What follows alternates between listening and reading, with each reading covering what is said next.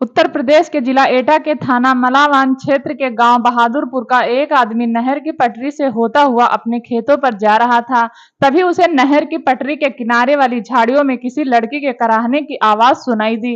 वह आवाज सुनकर चौंका। जब उसने झाड़ियों के पास जाकर देखा तो खून से लथपथ एक युवती कराह रही थी। उसने नीले रंग का सूट पहना हुआ था। उस आदमी ने हिम्मत करके पूछा, कौन है? लेकिन युवती की ओर से कोई जवाब नहीं आया। उस व्यक्ति ने शोर मचाया तो उधर से गुजर रहे कुछ लोग वहां आ गए। उन्होंने जब झाड़ियों में घायल युवती को देखा तो उसे झाड़ियों से बाहर निकाला। युवती की गर्दन से खून रिस रहा था। युवती उनके गांव की नहीं थी, इसीलिए वे उसे पहचान नहीं पाए। सभी परेशान थे कि युवती की ऐसी हालत किसने की है। इसी दौरान किसी ने इसकी सूचना पुलिस के 100 नंबर पर दे दी। यह बात 10 जुलाई 2019 की करीब सुबह 6:30 बजे की है। चूंकि वह क्षेत्र थाना मलावान के अंतर्गत आता था, इसलिए खबर पाकर थाना मलावान के थाना प्रभारी विपिन कुमार त्यागी पुलिस टीम के साथ घटना स्थल पर पहुंच गए। पुलिस को युवती लहूलुहान अवस्था में तड़पती मिली। युवती के गले से बहा खून उसके कुर्ते तक फैला हुआ था। पुलिस ने वहां जुटी भीड़ से उसकी पहचान कराने की कोशिश की, लेकिन गांव वालों ने बताया कि युवती उनके गांव की नहीं है। पुलिस ने युवती को गंभीर हालत में जिला अस्पताल में भर्ती करा दिया, जहां उपचार के दौरान उसे होश आ गया। पुलिस पूछताछ में उसने बताया कि उसका नाम निशा है और वह एटा के थाना कोतवाली देहात क्षेत्र के बागथर निवासी अफरोज की बेटी है। फिलहाल वह अपने परिवार के साथ अलीगढ़ के जमालपुर हमदर्द नगर में रह रही थी। उसने पुलिस को खोलकर पूरा घटना चक्र बताया कि 6 जुलाई को उसके माँ बाप, छोटे भाई व मामा ने अलीगढ़ में उसी की आंखों के सामने उसके प्रेमी आमिर की हत्या कर दी थी। प्रेमी की हत्या के बाद वह अपने परिजनों के खिलाफ हो गई। इसके बाद परिजनों ने उसे मार पीट कर घर में कैद कर लिया था। उन्हें शक था कि मैं हत्या का राज जाहिर कर बखेड़ा खड़ा कर सकती हूँ, इसलिए मुझे गुमराह कर उसी रात माँ बाप व मामा एटा के थाना मलावान के गांव बारथर ले आए, जहां मुझे 2 दिन तक रखा गया। मुझे किसी से भी मिलने नहीं दिया गया। फिर वापस अलीगढ़ ले जाने के बहाने रास्ते में लाकर गोली मार दी और मरा समझकर झाड़ी में फेंक कर भाग गए। निशा ने पुलिस को जो कहानी बताई वह रोंगटे खड़े करने वाली थी। डॉक्टरों ने निशा को अलीगढ़ के जेएन मेडिकल कॉलेज के लिए रेफर कर दिया। पुलिस ने बहादुरपुर निवासी पंकज तिवारी की तरफ से निशा के पिता अफरोज, मां नूरजहां और मामा हफीज के खिलाफ रिपोर्ट दर्ज कर ली। रिपोर्ट के दर्ज होने के बाद आरोपियों को पकड़ने के लिए मलावान पुलिस ने बारथर गांव में दबिश दी, लेकिन वहां कोई आरोपी नहीं मिला। पुलिस ने वहां रहने वाले निशा के 2 चाचाओं से पूछताछ की, लेकिन वे कोई जानकारी नहीं दे सके। उधर 7 जुलाई की सुबह अलीगढ़ में रेलवे ट्रैक के किनारे एक 25 वर्षीय युवक का शव मिलने से सनसनी फैल गई। सूचना पर अलीगढ़ के थाना अमित कुमार पुलिस टीम के साथ वहां पहुंच गए। पुलिस को मृतक के गले व शरीर के अन्य भागों पर चोट के निशान मिले। पुलिस को अंदेशा था कि युवक रात के समय ट्रेन से यात्रा के दौरान रेलवे ट्रैक पर गिर गया, जिससे उसकी मौत हो गई। पुलिस ने वहां मौजूद लोगों से लाश की शिनाख्त करानी चाहिए, लेकिन कोई भी उसे नहीं पहचान सका। पुलिस ने मृतक की तलाशी ली तो उसकी पैंट की जेब से मिले आधार कार्ड के पते पर उसके घर वालों को सूचित किया गया। वह जमालपुर के निवासी अकील अहमद का बेटा आमिर था। सूचना मिलने पर उसके परिजन वहां पहुंच गए। अकील अहमद ने बताया कि शनिवार की रात को आमिर के फोन पर किसी का फोन आया था, जिसके बाद वह घर से निकल गया था। वह रात भर नहीं लौटा। फोन मिलाया लेकिन उसका फोन बंद आ रहा था। सुबह उसका शव मिला। आमिर का मोबाइल गायब था। पिता ने इसे रेल हादसा नहीं बल्कि हत्या बताया। उन्होंने आमिर की हत्या की आशंका में अज्ञात के खिलाफ मुकदमा दर्ज करा दिया। आमिर की हत्या की गुत्थी सुलझाने में जुटी पुलिस ने आमिर के मोबाइल नंबर की कॉल डिटेल्स निकलवा कर जांच की तो एक नंबर ऐसा मिला जो अलीगढ़ के ही जमालपुर नगर की एक युवती का था। उस नंबर पर आमिर की सबसे अधिक बातें होती थी। प्रेम प्रसंग की जानकारी होने पर पुलिस ने छानबीन की तो घटना की परतें खुलती गई। अलीगढ़ पुलिस ने मृतक आमिर के घर वालों से विस्तृत जानकारी ली और इस मामले से संबंधित सारे तथ्य जुटा लिए। पुलिस ने हत्या में युवती निशा के घर वालों के शामिल होने के शक में 8 जुलाई को उनके घर पर दबिश दी, लेकिन वहां ताला लटका मिला। इसके चलते पुलिस का शक पूरी तरह यकीन में बदल गया। 10 जुलाई की सुबह मलावान थाना पुलिस ने निशा को अलीगढ़ के जेएन मेडिकल कॉलेज में भर्ती कराया।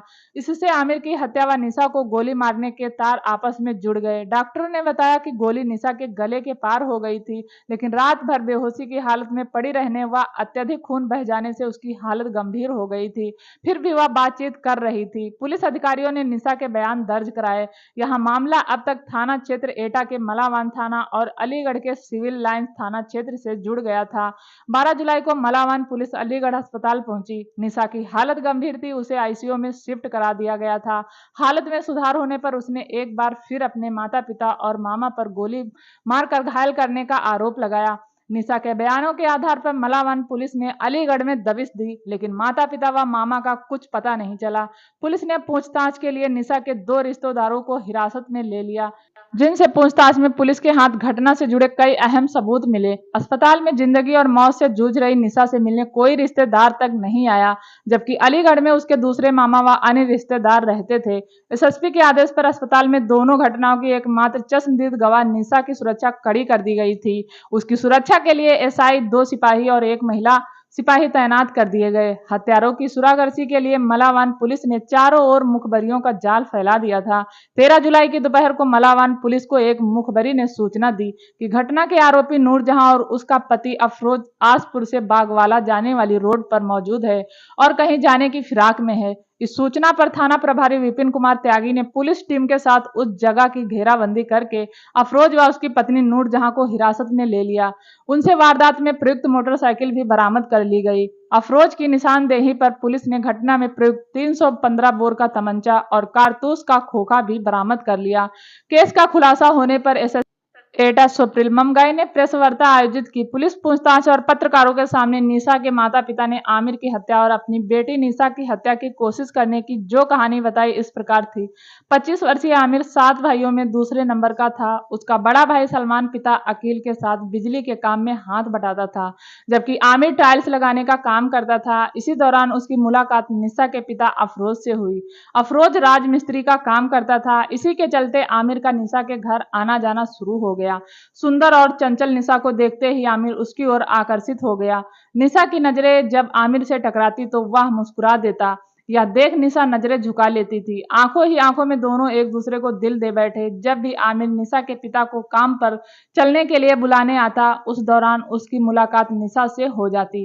धीरे धीरे दोनों बातचीत करने लगे। दोनों ने एक दूसरे को मोबाइल नंबर भी दे दिए। दोनों की अक्सर बातें कहीं होती रहती थी। बेटी के प्रेम संबंधों की जानकारी होने के बाद अफरोज आमिर से नाराज और दूर रहने लगा था, लेकिन प्रेमी युगल दुनिया से बेखबर अपनी ही दुनिया में मस्त रहते थे। निशा उम्र के ऐसे मोड़ पर थी जहां उसके कदम बहक सकते थे। इसके चलते अब घर वाले 24 घंटे उस पर नजर रखने लगे थे। बंदिशों के चलते प्रेमी युगल ने रात के समय घर पर ही मिलने की गुप्त योजना बनाई थी। 6 जुलाई की रात अलीगढ़ में अफरोज के परिवार के सभी लोग छत पर सो रहे थे, लेकिन 20 वर्षीय निशा की आंखों की नींद तो उसके 25 वर्षीय प्रेमी आमिर ने चुरा ली थी। परिजनों की सख्ती के चलते आमिर का अफरोज के घर आना बंद हो गया था। इसीलिए निशा ने चोरी छिपे आमिर को फोन करके रात में घर आने के लिए कहा।